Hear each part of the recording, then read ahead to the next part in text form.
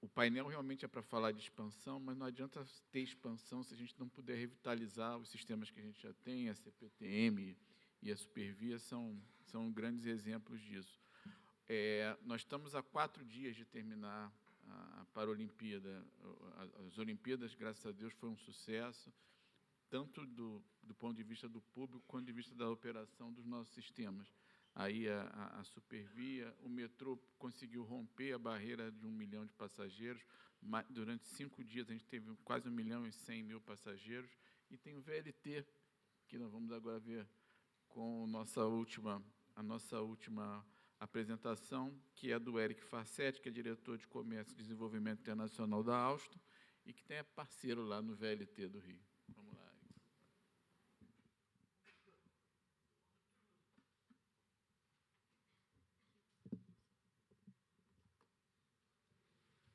Boa tarde a todos. Então, pegando o gancho do João Gouveia, que já mostrou a mobilização e a extraordinária oportunidade que foi para a imagem da rede ferroviária no Rio de Janeiro e da cidade do Rio de Janeiro inteira, realmente as Olimpíadas foram uma grande oportunidade para o Rio de Janeiro. E eu vou falar, assim, complementando o que a Supervia fez de aumento de capacidade de eficiência operacional, mostrar também a oportunidade que foi as Olimpíadas em termos de legado de infraestruturas, construindo 2 novos sistemas totalmente novos para as Olimpíadas, que foi a linha 4 do metrô e o VLT Carioca. Foram 2 projetos altamente desafiadores, né? Tivemos todos os problemas que cada um pode facilmente imaginar vivendo aqui no Brasil. Tivemos problemas de atrasos técnicos de obra, tivemos problemas de financiamento que não sai, enfim, tivemos absolutamente todos os problemas imagináveis.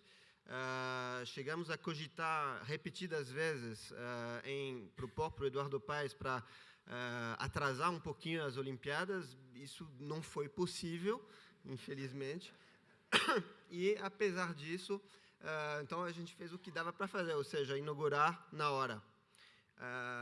E, assim, tendo vivido por dentro todo o projeto da linha 4, eu queria parabenizar todos que participaram desse projeto extraordinário, começando pela Metro Rio, Metro Barra, o Estado do Rio de Janeiro, que é o idealizador do projeto, os consórcios civis também que trabalharam e todas as equipes da Alstom.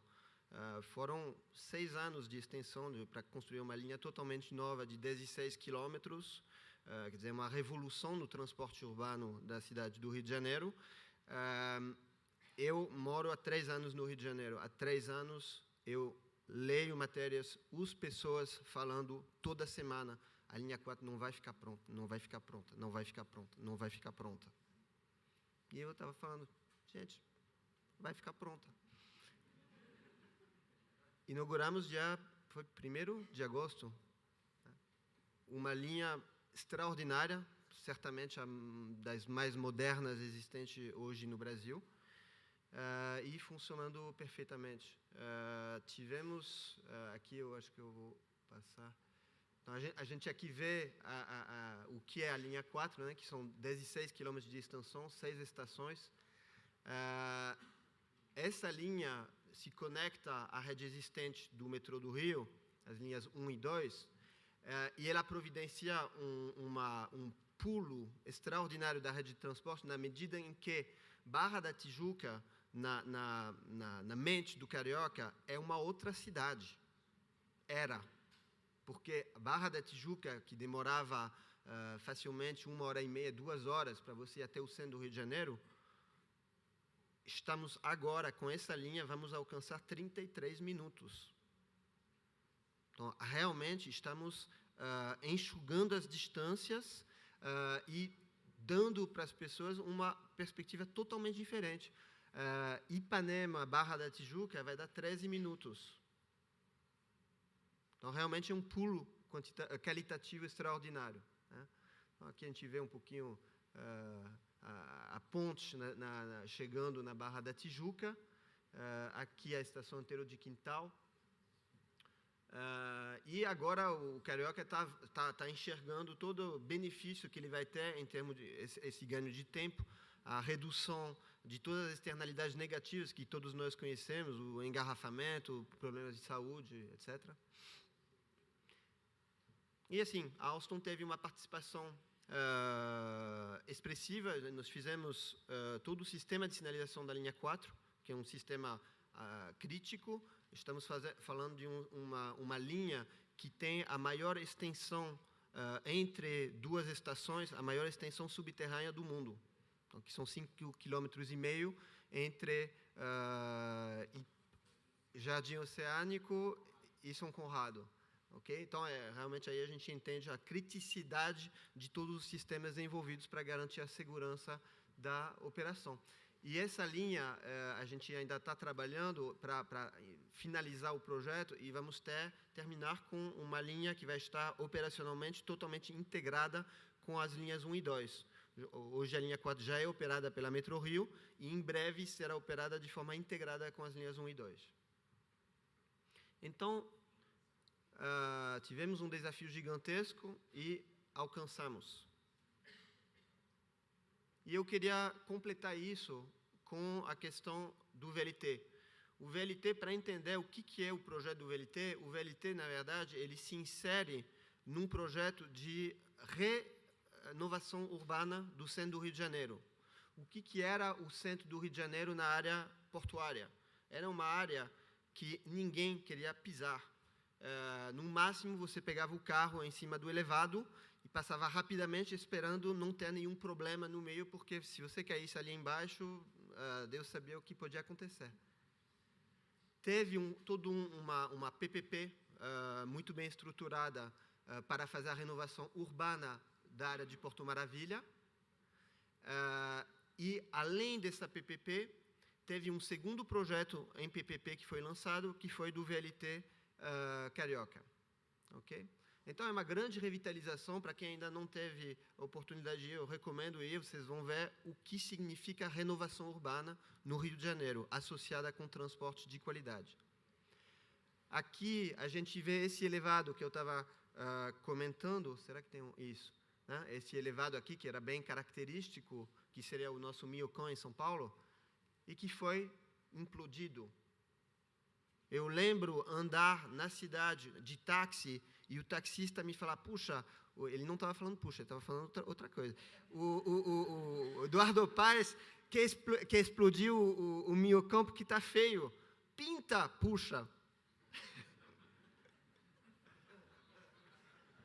E, assim, requer realmente um esforço de imaginação, de você pensar que isso aqui, esse trecho aqui onde tinha o elevado, aqui é Praça Mauá, que era um lugar que tinha gente fumando crack, é realmente um lugar que você não pisava. O projeto era isso, você reformar essa praça, fazer o Museu do Amanhã, e está pronto. Está pronto, e durante as Olimpíadas, sabem qual foi o lugar mais visitado do Rio de Janeiro? Essa área. Antes do Cristo e antes de qualquer outro lugar do Rio de Janeiro.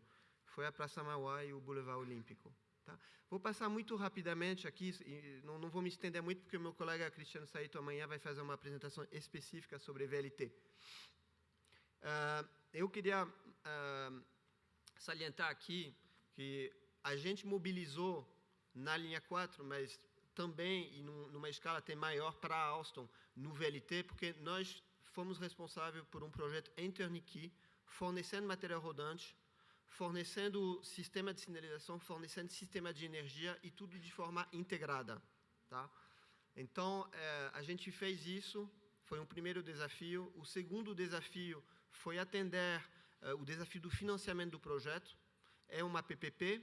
Essa PPP, os acionistas tinham que se financiar junto ao BNDES, de novo, saudando a Anne que está aqui, e para atender os requisitos de conteúdo local do BNDES, a Alstom construiu uma nova fábrica, que eu vou mostrar aqui. Então, nós construímos uma fábrica em menos de 14 meses. Fizemos, em paralelo, a transferência de tecnologia para um vasto número de fornecedores e parceiros brasileiros. E, dessa forma, alcançamos os requisitos de conteúdo local. Então, fizemos isso para material rodante. Então, o nosso cliente conseguiu se financiar no BNDES em função do nosso material rodante atingir os requisitos de conteúdo local. E fizemos isso também com o sistema de energia. Isso é um pouco menos óbvio. O sistema integrado de energia, então estamos falando de todas as subestações, o cabeamento, todo o sistema de energia integrado, ele inteiro é objeto de um código FINAM dentro do BNDES, e a gente assegurando como integrador o conteúdo local de 60%. Tá? Então, eu acho que aqui, e talvez me sobram 5 minutos, que para mim são importantes, a gente vê que esses 2 projetos eles foram extraordinários porque eles trazem a população do Rio de Janeiro redescobriu a cidade e está prezando o transporte público de qualidade, como o João bem disse e o Gilberto. Nós mostramos todos juntos que a gente tem toda a capacidade e competência para executar esses projetos dentro dos orçamentos e dentro dos prazos. Também demonstramos que a gente tem toda a competência para fazer tudo isso no Brasil. As coisas não precisam ser feitas lá fora. Tá? Todas as competências estão aqui. Quando a gente faz bem, os financiamentos também podem vir. E a gente demonstrou isso com o apoio do BNDES. E eu acho que o Valência também, em Salvador, vocês também têm um grande financiamento do BNDES no projeto. Eu acho que aqui a gente pode fazer muita coisa no Brasil. O nosso grande desafio isso aqui foi um sonho de uma noite de verão, conseguimos porque era as Olimpíadas do Rio de Janeiro, ou vamos conseguir fazer com que isso seja o novo normal do Brasil? Porque é isso que a população precisa. A população em todas as grandes cidades está desesperada para ter um transporte de qualidade. De qualidade não, razoável, normal. Né? E aí, eu acho que a gente, como todos vocês, eu acompanho o que está acontecendo com o nosso país, com o nosso governo. Então, todo mundo achava, puxa, então, depois do impeachment está tudo resolvido, fantástico, vamos em frente. A gente vê que as coisas continuam complicadas. Tivemos uma notícia muito positiva ontem com o anúncio do programa de concessões, fantástico. Agora, cadê a mobilidade no programa de concessões? Não tem. Se eu tivesse no governo, eu provavelmente não teria feito diferente, porque pegaram o que dava para fazer honestamente, rapidamente. Por que a mobilidade não está? A mobilidade não está porque é complicado. A mobilidade não está porque a política tarifária não está ajustada. Por que não tem uma política tarifária, como você mencionou, Valência, em Salvador? Porque não tem uma autoridade metropolitana implantada capaz de propor uma tarifa integrada. Qual a consequência de não ter isso? Tem 2 consequências. A primeiro, o usuário não encontra o interesse dele. A segunda é que os players que podem fazer as PPPs, eles não conseguem eles têm dificuldade em equacionar os planos de negócios dele. E tem mais uma pergunta que eu quero colocar. Cadê uma coisa que em francês chama versement transport, que é a taxa de transporte? No Brasil tem um vale-transporte. O problema é que o vale-transporte, o funcionário recebe como se fosse vale-refeição. Ele gasta como ele quiser.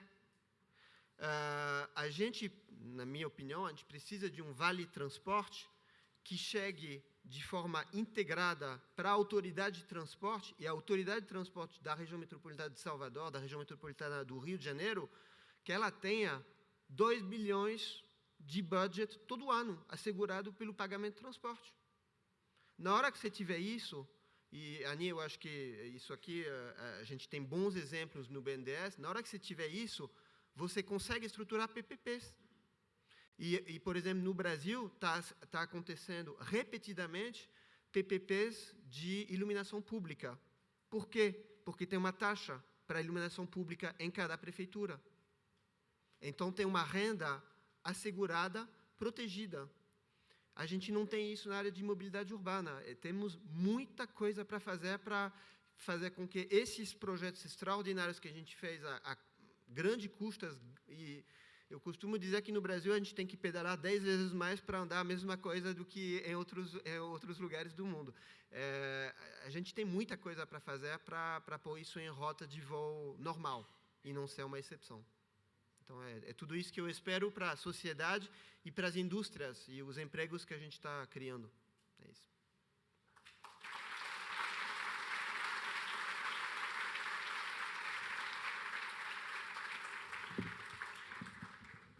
Bom, obrigado, Eric. Eu queria agradecer muito aos 4 palestrantes. É realmente uma pena a gente não poder ter tempo para poder fazer um debate e depois de ter essas 4 palestras tão boas, mas o problema é que a sala vai precisar ser rearranjada.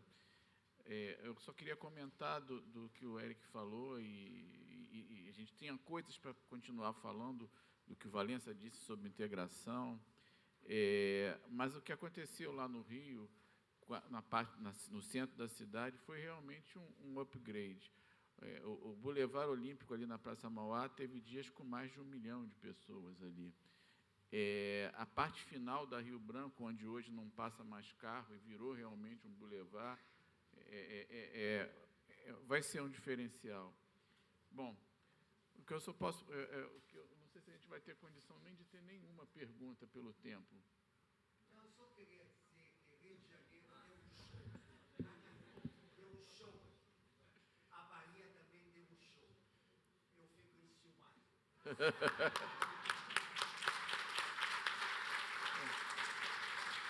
Gente, olha só, já são 3h30, a gente vai ter só 10 minutos para a próxima e tem que deixar as pessoas trabalharem. Eu fico muito triste de não poder dar mais tempo e de aproveitar a presença deles 4 aqui, mas eu queria agradecer e se tiver mais uma pergunta... A gente pode abrir para uma perguntinha, então, por favor, rapidamente. vamos fazer isso. Quem tiver interesse, só levantar o braço, eu peço, por gentileza, que identifique-se. Ali, o Harold. Seja breve na pergunta, por favor. Harold, da Via 4. Como o Valença fez a provocação e o João Gouveia acabou tocando no mesmo assunto e o Eric também, parece que o modelo de PPP, que agora está destravando a questão de mobilidade urbana aí, a parte de investimentos parece estar bem equacionada. No caso do metrô da Bahia, CCR faz metade do investimento, o governo do estado outra metade. No caso aqui da Supervia também, metade por conta de um, metade por outro, resolveu a parte do investimento. Depois tem uns 35 ou 30 anos para frente, que a gente tem que cuidar da sustentabilidade. Apesar dos contratos de concessão preverem uma repartição de risco, a gente não consegue ver o governo do estado, que é o parceiro público, honrando uma parcela de ter que pagar 100 milhões por ano, 200 milhões por ano durante 30 anos. E aí entra na parte da questão tarifária. Como é que está sendo resolvida a questão tarifária no metrô da Bahia e no Rio de Janeiro? Eu vejo que, apesar de todo o trabalho que a Supervia fez, a demanda ainda não chegou dos mesmos patamares de 1984. Como é que vocês veem essa questão?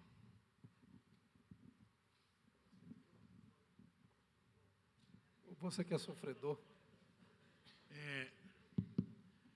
Acho que a pergunta realmente é interessante, porque é um desafio enorme para a gente. Nós estamos com uma tarifa de R$ 3,70 e estamos reequilibrando o contrato agora. Eu acho que não só a questão da tarifa, que ela é uma questão fundamental para a gente, mas você também tem o combustível do trem, que é a energia, que subiu absurdamente. Então, a única forma de você equilibrar isso é através da tarifa, não vejo outra forma. E a gente tem aqui em Coenal, eu acho que o que a gente passa por um momento, acho que o momento é ímpar em todos nós aqui, de nós revisitarmos a questão dos marcos regulatórios. vai ter que revisitar a questão dos marcos regulatórios, porque os contratos têm que ser cumpridos, né? Nós tivemos isso há 3 anos atrás, quando o pessoal saiu para as ruas, onde numa canetada se tirou 20 centavos. Cada 10 centavos corresponde para nós praticamente 20 milhões. Então, e outra, aí você põe no quinquenal, daqui 5 anos você vai reequilibrar a tarifa. A empresa não aguenta reequilibrar a tarifa em 5 anos. Então, eu acho que esse é um ponto que você colocou, que eu acho que depois dos investimentos, daquilo que está sendo feito, vai ter que ser uma conversa, vamos dizer, com o poder concedente, de como você revisitar a questão dos marcos regulatórios e fazer o cumprimento do contrato na sua integralidade, para que você possa ter uma questão sustentável na concessão. Porque senão você já não tem PPP por causa da situação do P do governo, que ninguém quer pôr dinheiro. A realidade é essa, hoje. O PPP, você só tem 2 Ps, né? O outro P você não tem, porque o governo não tem dinheiro para colocar. A realidade é essa. Para concessão, você encontra esse tipo de problema, que você tem que ter a questão do cumprimento fidedigno na sua plenitude da questão do marco regulatório. Então, hoje nós temos que revisitar esses modelos e reinventar uma outra forma de você ter uma concessão ou ter a PPP. Eu acho que esse é o caminho daqui para frente.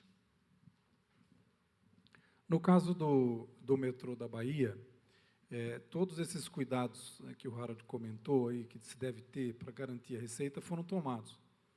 E essa aqui é a tristeza, né, porque todos os prefeitos da região metropolitana, mais precisamente Lauro de Freitas